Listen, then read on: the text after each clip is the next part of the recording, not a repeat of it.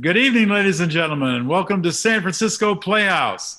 Thrilled to have you all here for another edition of our Zoomlet series, our Monday night reading series, director driven. It's really wonderful to be here at our Empathy Gym, and we're so glad so many of you could come. We're grateful to all of you who are here. We had over 400 people sign up, and we're particularly grateful to those of you who made a donation when you signed up for your free ticket. And we're hoping that others of you might join them. And because we are paying all the artists involved in this production and all our productions, all of our video productions, so every little bit helps keep the boat afloat, as it were. We've been doing a lot of really wonderful short plays, 10, 15-minute plays. But somewhere after the seventh or eighth short play, I said, my gosh, am I going to run out of brilliant short plays at some point? Well, it turns out that I haven't. Really, I've been getting sent so many wonderful plays. But I thought, well, maybe we could do something a little bit different and do an excerpt from a full-length play, which might be interesting. And if we had a director who was working on a concept of how to direct this particular play, it might be fun for them to just work out with a couple of actors and see what comes of just a little snippet of a great classic.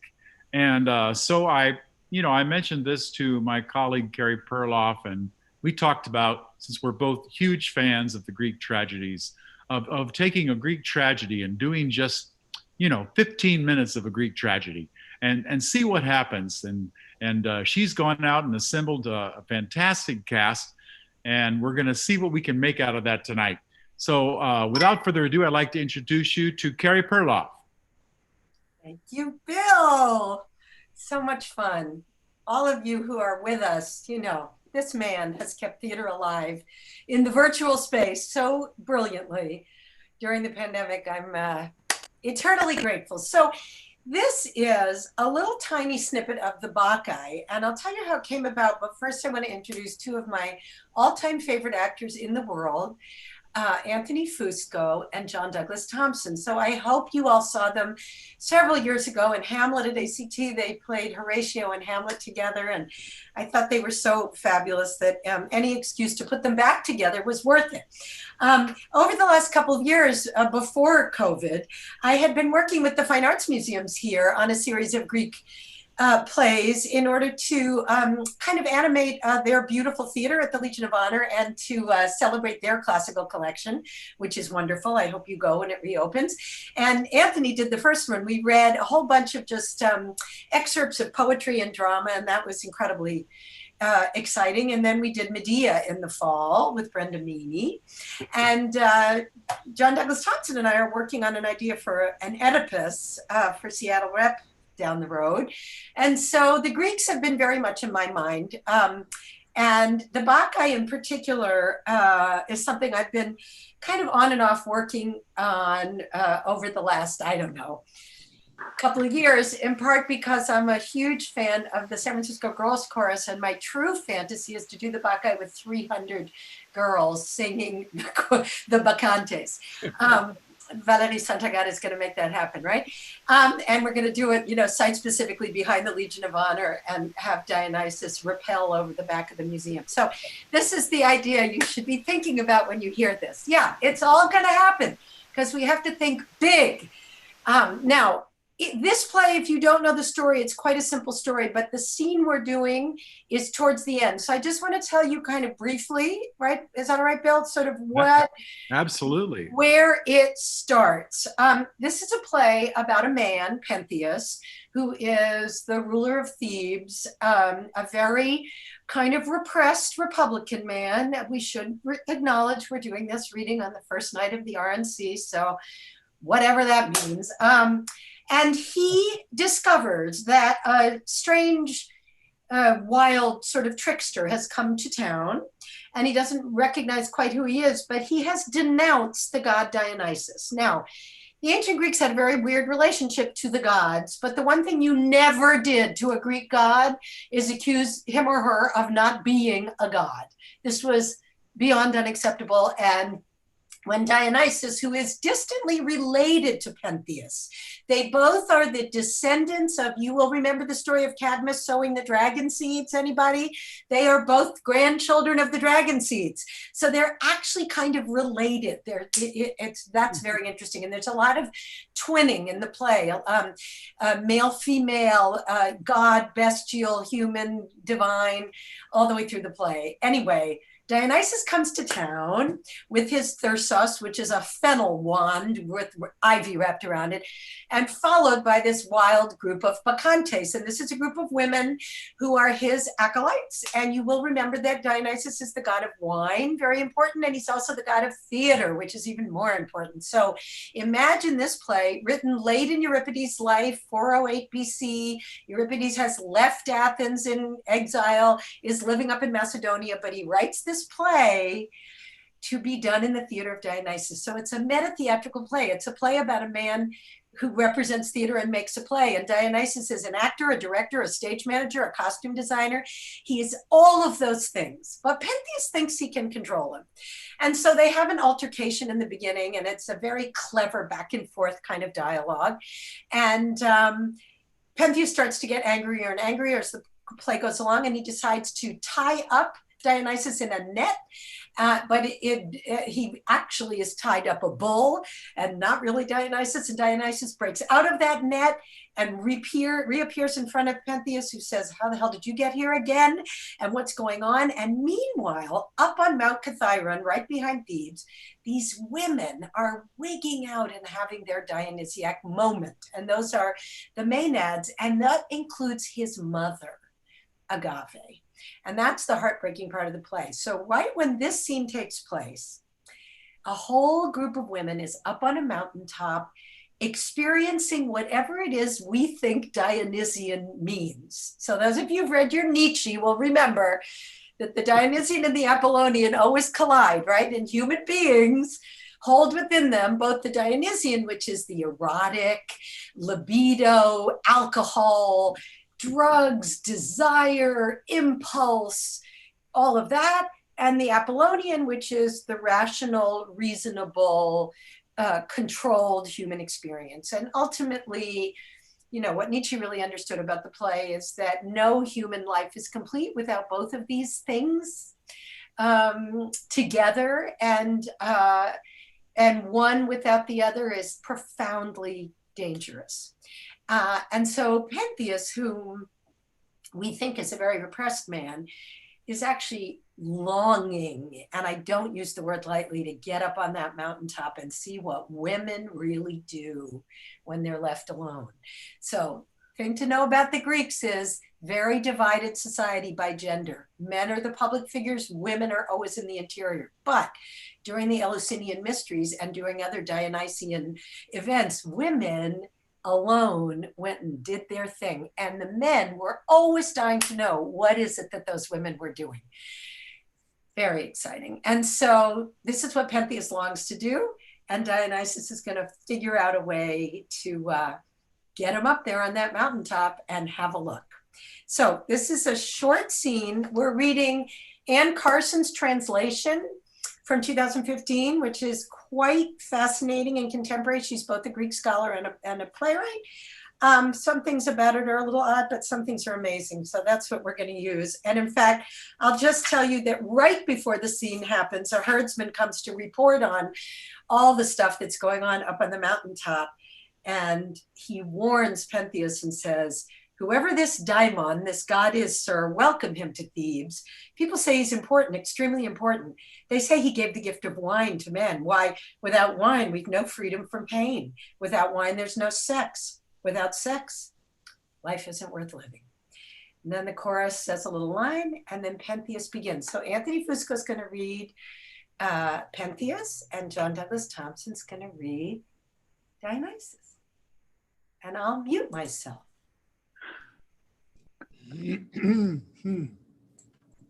This Bacchic insanity is catching like wildfire. What a disgrace. People watch us and laugh. It's no time to shrink back to the gates of the city. Call out every man who can carry a shield, ride a horse, hurl a spear, fit an arrow into the bowstring. We're going to make war on the Bacchae. It's beyond endurance to suffer all this at the hands of women. You're the type of person who listens, yet you do not hear. You've used me badly, yet I warn you, don't take up arms against a god. Stay quiet. Bromios will not endure your driving the Bacchae from his mountain. Don't lecture me. You've escaped prison. Be happy with that. Or shall I throw you back in jail? I'd offer worship to this god rather than rage at him. Mortal against God? Worship? Good idea. I'll worship a big bloody pile of Bacchic women. No. In fact, they'll make you turn and run. These women with their homemade weapons, they will shame you. Why am I entangled in this hopeless conversation? This fellow never stops talking. Oh, come on. There's still a way to make things right. How? Submit to my inferiors? I'll bring the women here myself. No weapons? This is some trick, some plan, some stratagem. I don't trust you. Why not? My plan is simply to save you. Dreamed up this whole thing in collaboration with those women so they can keep carousing forever. Well, in collaboration with a god, anyway. Bring me my sword. I'll make you stop talking. Ah. Then how about this? Would you like to see what the women are up to on that mountain? Oh. I'd give anything to see that. You're suddenly avid.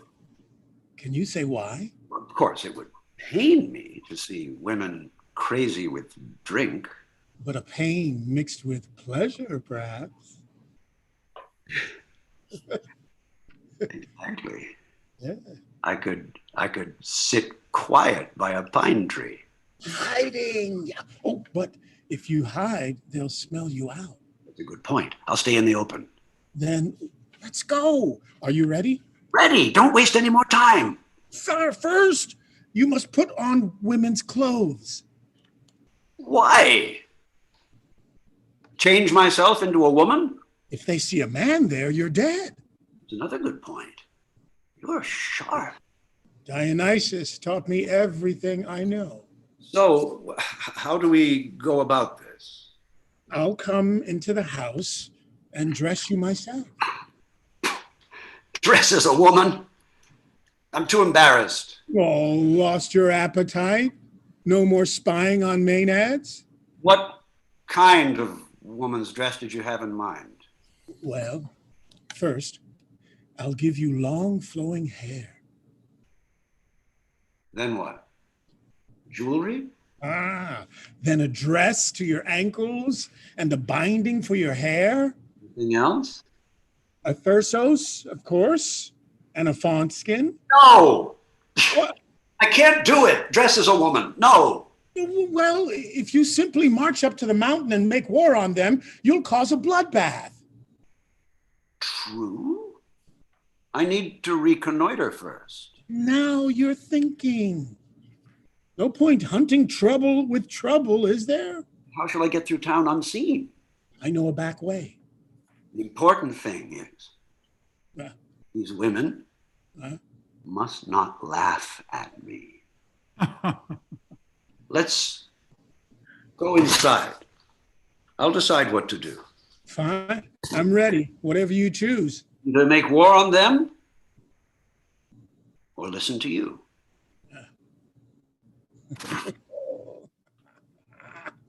Ladies, the man is in the net. He's on his way to the Bacchae. He'll pay the ultimate price. Dionysus, the rest is up to you. You're close to us now. You're very close. It's time to punish Pentheus. First craze his brain, send a scamper of madness into it. Otherwise, he'll never put on women's clothes. And given the way he threatened me, I'd like to see him made mock of, paraded through town in all his ridiculous female finery. So I'll go ring him up, put on his dress. He'll wear that dress to Hades after his mother slaughters him with her own hands, and he will come to know Dionysus. son of Zeus, true and consummate God, God of the intensities of terror, God of the gentlest human peace.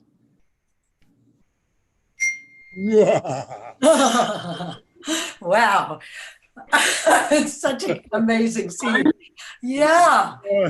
So strange. Any ahas for you just as a first quick pass through? The idea of coming up with the idea and obviously having Pentheus buy into it, and going from a place where Pentheus was getting ready to kill me to a place where we're communing on this idea of going up to see these women. So we're kind of reveling in that idea of like what it would be like to dress up or to spy on the women. Yeah. And it's something that we can both share in, the mystery and the pleasure of what that would be like, as if something we've always wanted to do, but never had permission to do. Right, right. Or the liberty to do. So it felt like, I felt, from that we were actually on the same page with that idea.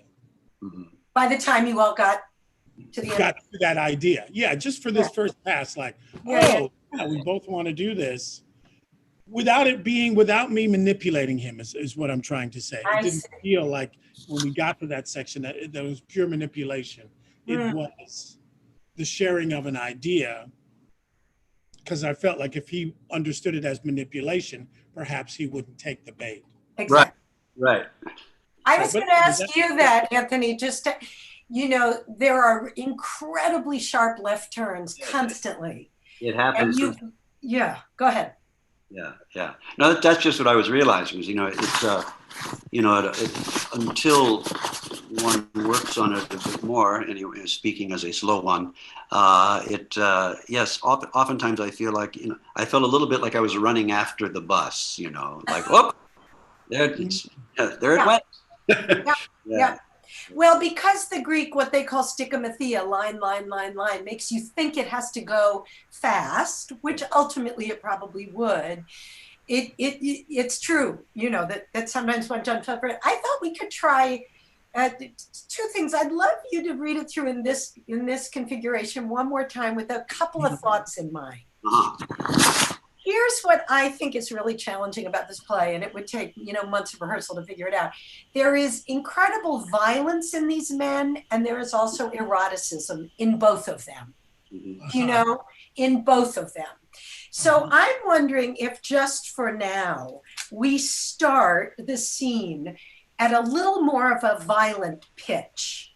In other words, you have just heard, Anthony, as Pentheus, that up on the mountaintop, your whole female population is engaged in something which has got to be shut down. You are really ready to do violence to them, which is to arm your men. This is sort of sending in the federal guard, if that's what it's going to take to squelch it. It really is that. Mm-hmm. And I think that it would help maybe in the beginning of the scene to realize, and for Dionysus to realize, that what is being threatened is violence. Mm-hmm. When you say we are going to make war on the Bacchae, that's not a metaphor. So let's see what happens if we really play that, right? Mm-hmm. That you are going to go at it violently, and you are going to have to find out how to warn him not to do that. So it's more two very powerful men taking each other on. And then, I mean, there's so many ways to do this, but you made an amazing adjustment, John, when you got to on page 52. Oh, come on, there's still a way to make things right. You just changed the tack and suddenly showed him another way in, which I thought was really disarming, right? Mm-hmm. So let's see if we can make that shift even greater by making the top of it have more aggression, right? Mm-hmm. So you guys are really going at it. So when you offer him another way, which is the sort of seductive, you really are sharing with him a longing for becoming a woman. Mm-hmm. I think one thing, Anthony, for you to think about, this is a very weird acting note, is just you begin to see in this man a god. I mean, there's something about him that that opens your heart and your sexuality in a way I think you've never felt before. And we get to watch what belief really is. I don't know if that makes sense to you at all, but I think the Greeks really believed there was something in the spirit of a god that was larger than life. And maybe during this, you experience it. Because you're right. What is it that gets you to go up the hill? Yeah. You know, and then you negotiate it. And the longing, I would just say the other really weird thing is you long to be held in the arms of your mother. You know, it's a very Freudian play. And then finally, John, I would just say when you get to that final monologue, Yeah. I think anything you want to play with, it has both, you know, the pleasure, and it also, you can show your teeth. You're going to punish him, because the thing about Dionysus is he's all about revenge. He is not going to let this guy off the hook until he's going to kill him and make his mother carry his head down the mountain. And that's what happened. So play with that. Just let yourself unleash. See what happens. Okay. So let me get back to the first page. Okay. I'm ready. Ready? Yeah. Here we go. This Bacchic insanity is catching like wildfire. What a disgrace. People watch us and laugh. There's no time to shrink back. To the gates of the city. Call out every man who can carry a shield, ride a horse, hurl a spear, fit an arrow to the bowstring. We're going to make war on the Bacchae. It's beyond endurance to suffer all this at the hands of women. You're the type of person who listens, yet you do not hear. You've used me badly, yet I warn you, don't take up arms against a god. Stay quiet. Bromios will not injure you driving the Bacchae from his mountain. Don't lecture me. You've escaped prison. Be happy with that. Or shall I throw you back in jail? Oh, I'd offer worship to this god rather than rage at him. Worship? Against God? Yes, worship. It's a good idea. I'll worship a big bloody pile of Bacchic women. No, in fact, they'll make you turn and run. These women, with their homemade weapons, they will shame you. Why am I entangled in this hopeless conversation? This fellow never stops talking. Oh, come on. There's still a way to make things right. How? Submit to my inferiors? I'll bring the women here myself. No weapons. This is some trick, some plan, some stratagem. I don't trust you. Why not? My plan is simply to save you. You've dreamed all this up in collaboration with those women so they can keep carousing forever. Well, in collaboration with a god, anyway. Bring me my sword. I'll make you stop talking. Ah! Then how about this? Would you like to see what the women are up to on that mountain? Oh, I'd give anything to see that. You're suddenly avid. Can you say why? Of course, it would pain me to see women crazy with drink. But a pain mixed with pleasure, perhaps. Exactly.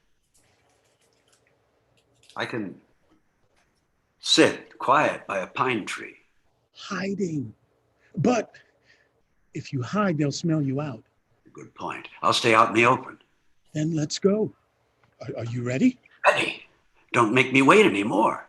First, you must put on women's clothes. Why? Change myself into a woman? If they see a man there, you're dead. Another good point. You're sharp. Dionysus taught me everything I know. So, how do we go about this? I'll come into the house and dress you myself. Dress as a woman. Oh, I'm too embarrassed. lost your appetite? No more spying on Maenads? What kind of woman's dress did you have in mind? Well, first, I'll give you long, flowing hair. Then what? Uh, Jewelry? Then a dress to your ankles and a binding for your hair. Anything else? A thyrsos, of course, and a fawn skin. No. I can't do it. Dress as a woman? No. Well, If you simply march up the mountain and make war on them, you'll cause a bloodbath. True. I need to reconnoiter first. Now you're thinking. No point in hunting trouble with trouble, is there? But how shall I get through town unseen? I know a back way. The important thing is, these women must not laugh at me. Let's go inside. I'll decide what to do. I'm ready. Whatever you choose. Either make war on them or listen to you.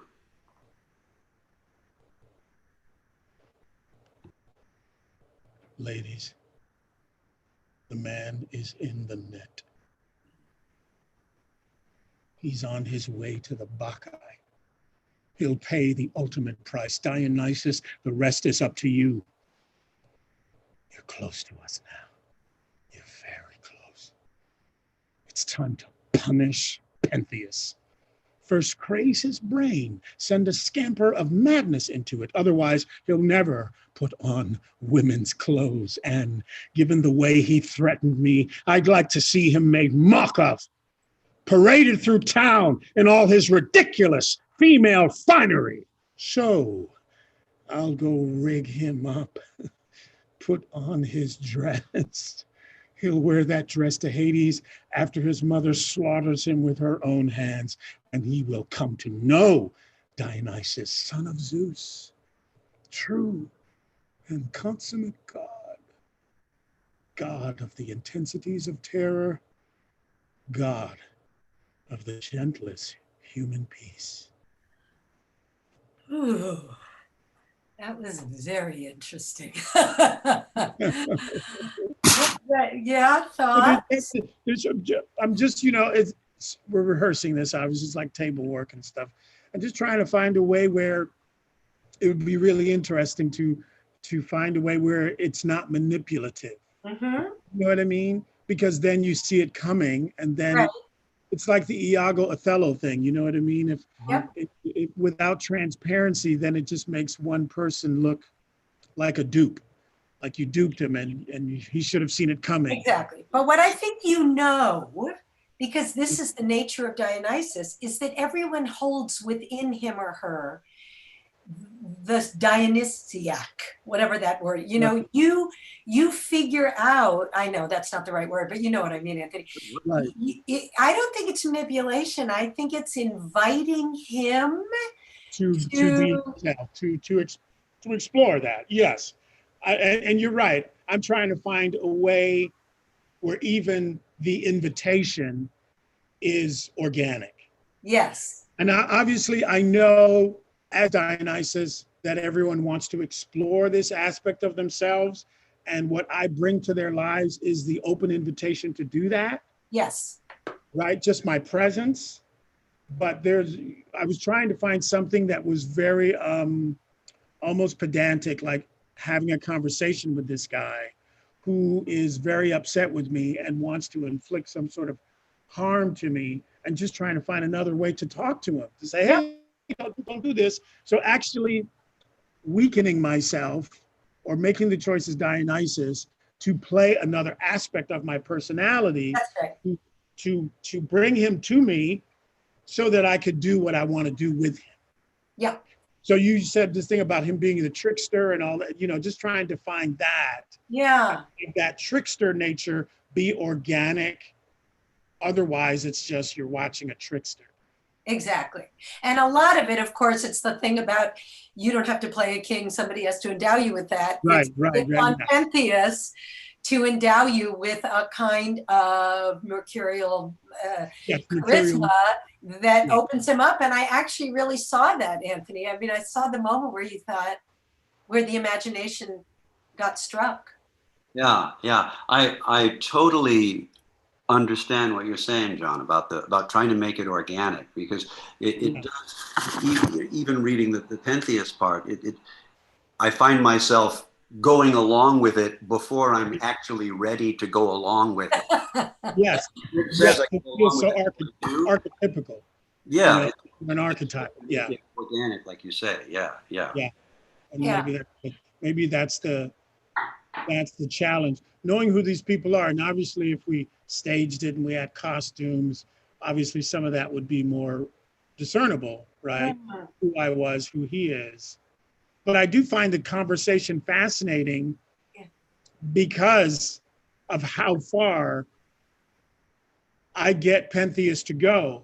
But I couldn't get him to go that far if there wasn't already an inner desire to go there, right?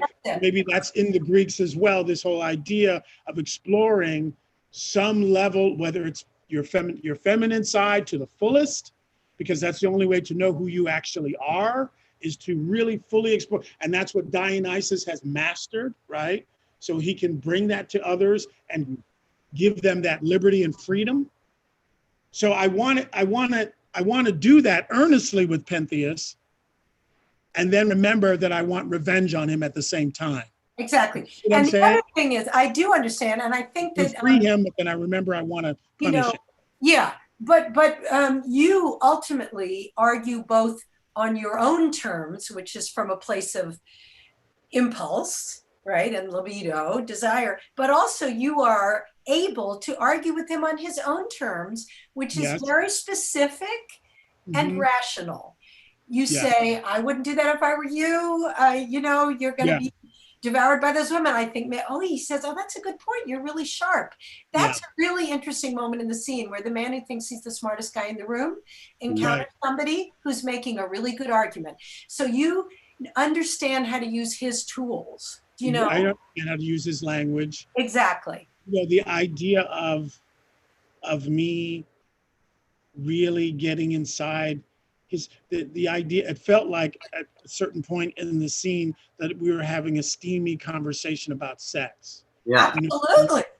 And I like that aspect of it. where we're almost, both of us are lost. So what I'm looking for is the idea of not being in control.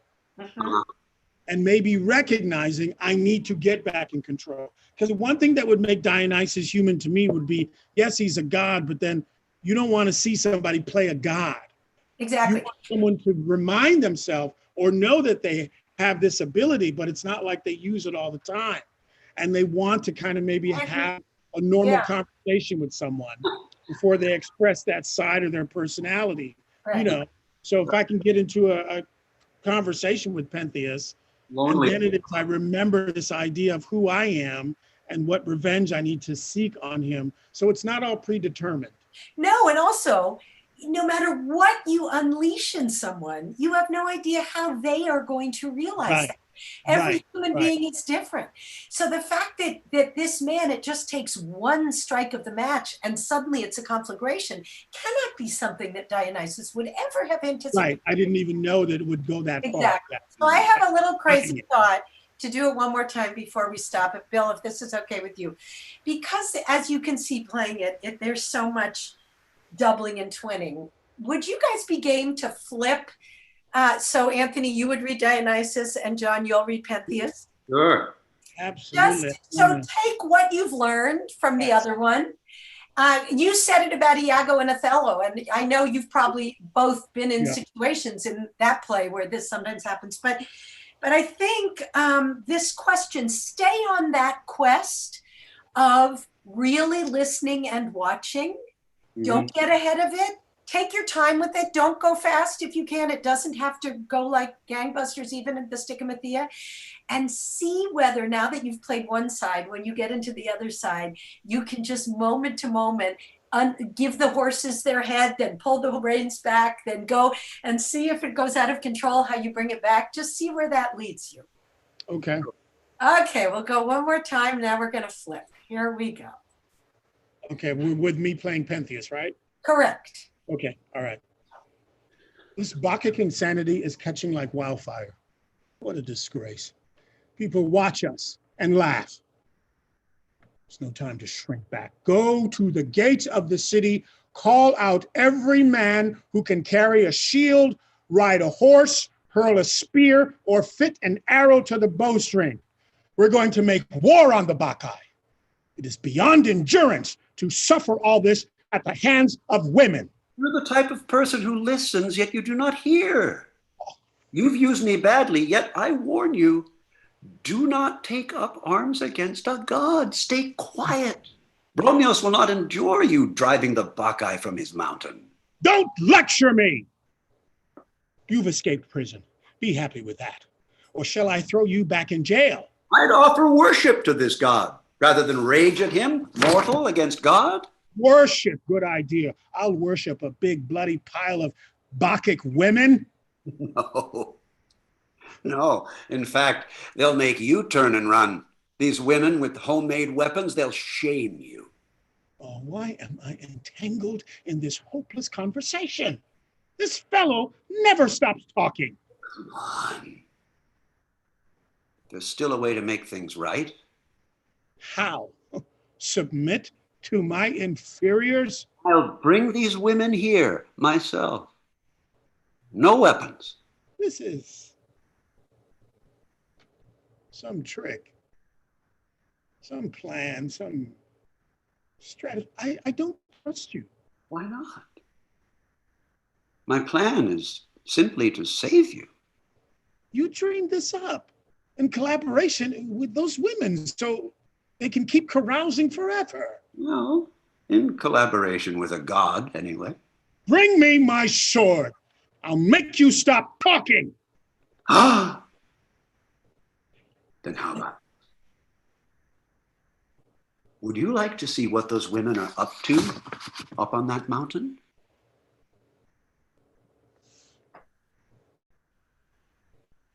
Oh. I'd give anything for that. You're suddenly avid. Can you say why? Of course, it would pain me to see women crazy with drink.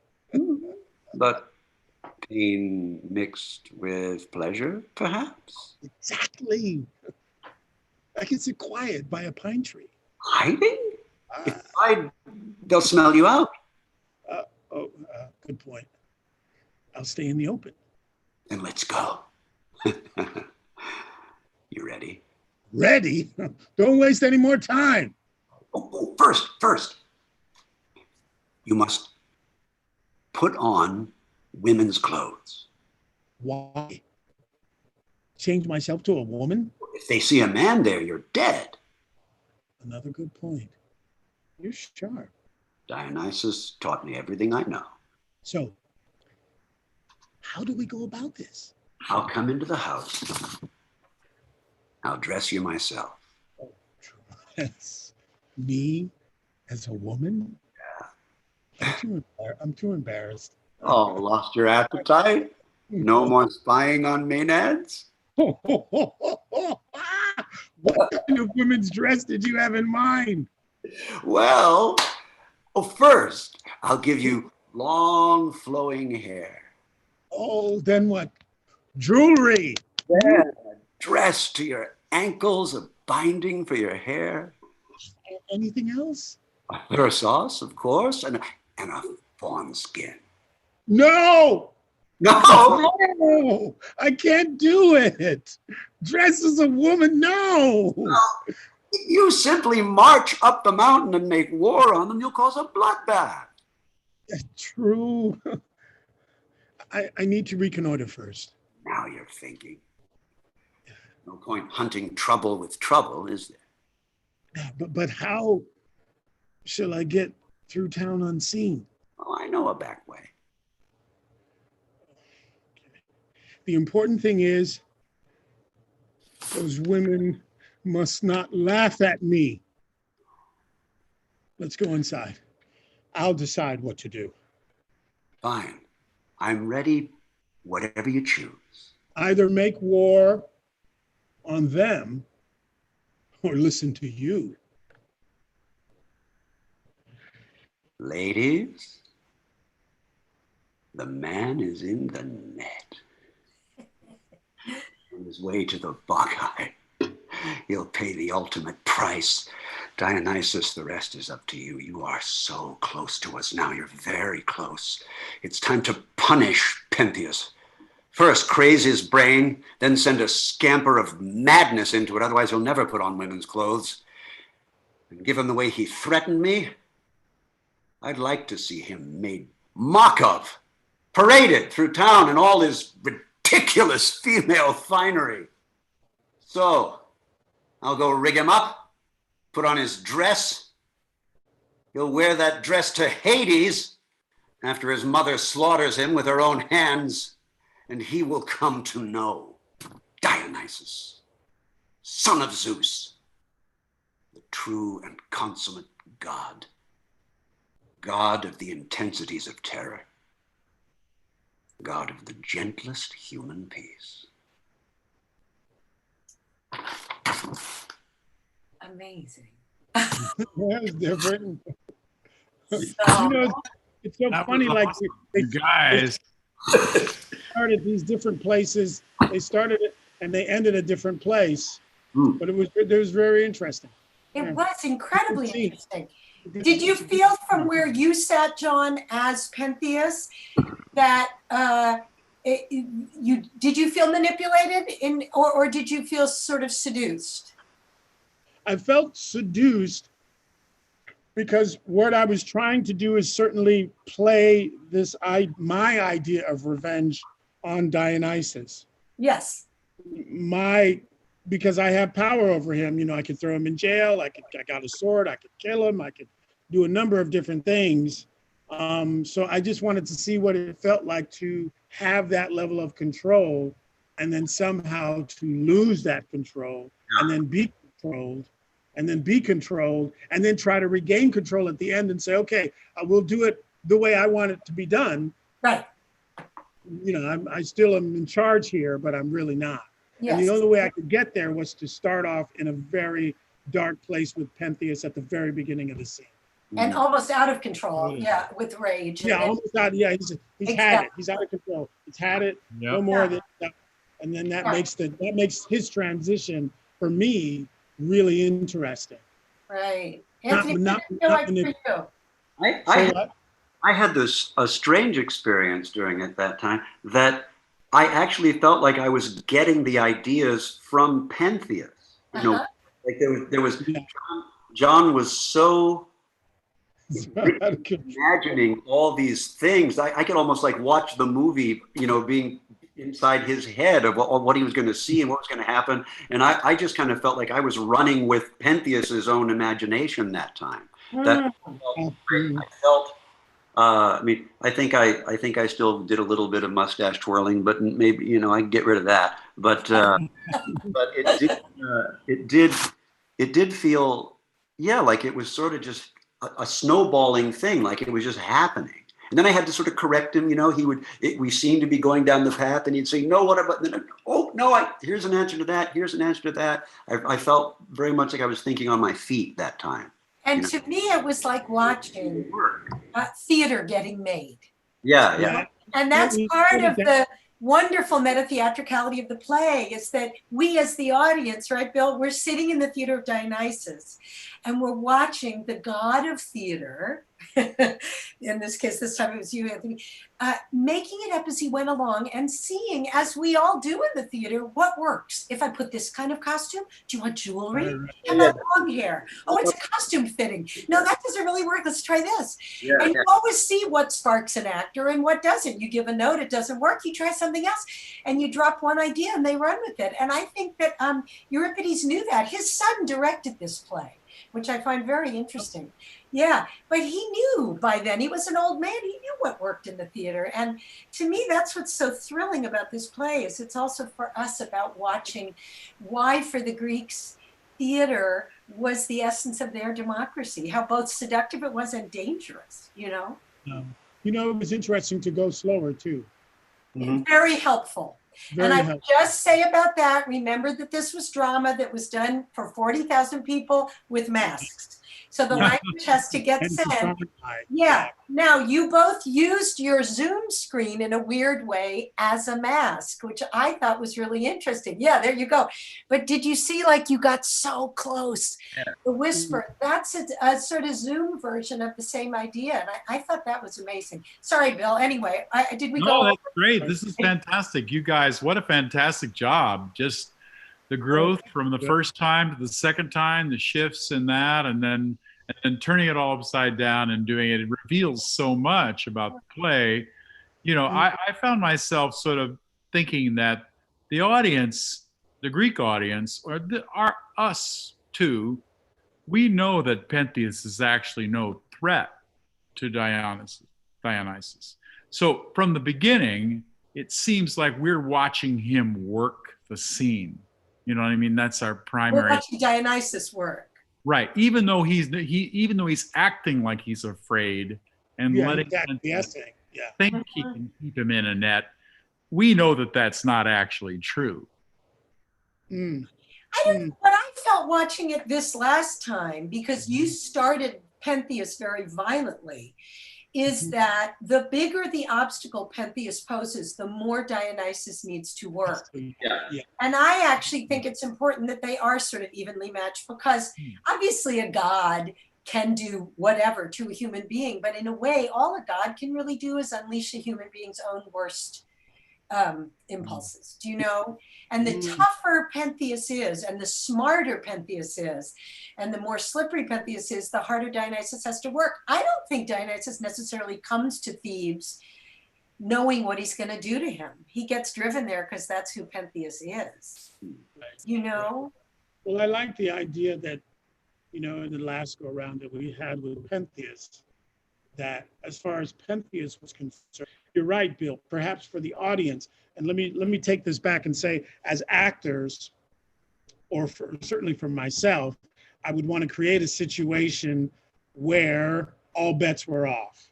But even to work on it so that we can find what we were able to find by going through it 3 times, which would be ultimately that, yeah, I know he's a god, but I'm in this moment, I'm not going to treat him like one for whatever reasons. And then that allows me to go on a journey and hopefully makes my scene partner also go on a journey. Because if I come into the scene as an actor and say, okay, well, he's a god, he's impenetrable, there's nothing I can really do, I already know how this scene's going to end, then there's nothing for me to really play. And here's an interesting thing I remember I did, and I keep going back to Othello and Iago, but one time I did Othello, for the whole rehearsal and the whole production, I never heard what Iago said. So whenever we rehearsed, I would never be in there with Iago except for my scenes with him. Then I'd walk out of the rehearsal room.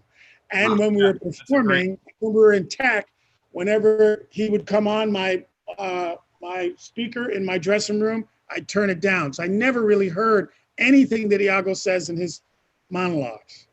You know, so, but someone coming to the play knows how that play goes and what happens with Iago and Othello.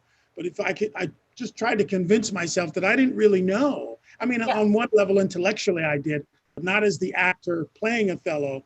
I had no idea what Iago was saying other than when he was in a scene with me. And that was for the whole production. And remember, I think that's amazing, because remember that for the Greeks, the state of being a god is a very liminal one. It's not Jesus Christ. It's not Jehovah. It's not what we think of as God, meaning impenetrable. They are the most petty, backbiting, jealous, angry, resentful people you've ever met, the Greek gods. If somebody disrespects them or humiliates them, they try and, lash out and do something. But Dionysus is so insulted that no one recognizes that Semele, his mother, actually had an affair with Zeus, and all the other gods are mocking him. Remember that too, that it isn't necessarily predictable what's going to happen, because another god can come and upend it. That's what happens in the Odyssey, right? Athena and Poseidon are at each other the whole time. So they don't have ultimate power. They do not have ultimate power. They don't have complete power because there are so many of them. Exactly. And they're always vying for control. Vying for power. There was an interesting comment I wanted to throw in here, because people make there's comments. Oh, yeah, tell us. We'll send you a comment string, but this one said, the ancient Greeks believed that sacrifices had to be willing, according to a commentary by somebody named Seaford. Thus, there are some lines in which indicate that Pentheus, in a subconscious way, knows that he will be sacrificed and submits. Well, the imagery of the animal sacrifice is certainly pregnant in the play. He keeps confusing, Pentheus confuses Dionysus with a bull, which is both erotic and a sacrificial animal. And he ties up the bull as if he's going to sacrifice him. And then Pentheus gets released as if the animal has been released. So yeah, that's definitely a thread in there.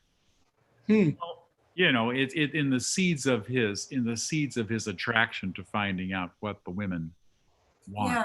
Are the, Yeah.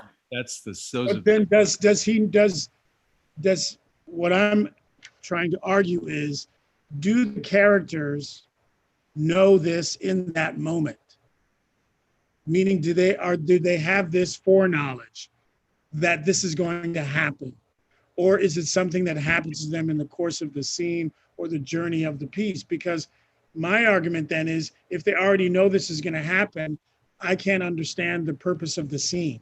No, they don't know. And in fact, what they would have known, you're such a Shakespearean, both of you would understand this completely. The myth, right, was kind of commonly held in the consciousness of the Greeks the way Bible stories were to Shakespeare, right? So what the audience came to see is, what is the riff on this story? Every time it's totally different. Totally different. So they have no idea how it's going to come out, because here's the real question. Throughout the course of his playwriting career, Euripides was incredibly cynical about religion. And in fact, that religion was a kind of terrifying opiate, and that if democracy was going to hold, it was only going to hold if the rational side of human beings came out. People read this play as being finally, in his old age, Euripides' acknowledgement that there's power in Godhead, but you can also read it that there is horror in the belief in Godhead. And both arguments would be right. So there is no knowing what's going to happen in this play. This is what I mean, that it's a play about making theater where you have no idea how something's going to come out, because it's an improvisation. Everything that Dionysus does is an improvisation, and Pentheus just has to say yes or no and see what's going to happen. And you play off your scene partner. Sorry, go ahead. This is such a mundane comparison, but I was thinking while John was talking, you go see, say, a Spider-Man movie, right? You know Spider-Man's not going to die in the movie. Right. Still Spider-Man, but you're all caught up in how's he going to get out of this one? How's this going to happen? What's going to happen to the other guy? So both things can kind of can exist at the same time. And I think that Euripides wanted an audience to experience for themselves. Remember, they saw this in daylight, sitting surrounding the actors.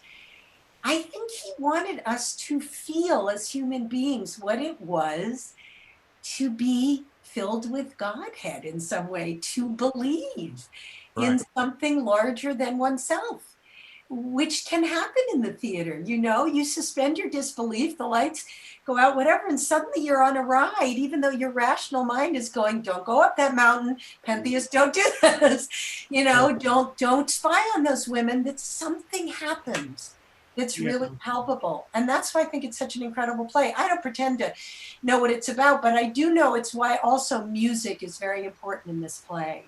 That Dionysus comes from Asia. He's traveled across Asia with his Bacchantes, and they are singing. And we all know there's something about music that can transport people to another place.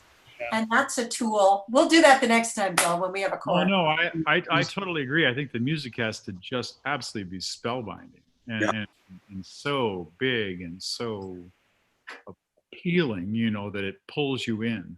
And John, I think you're absolutely right. I don't think either of them can play the scene like they know how it's going to come out, for sure.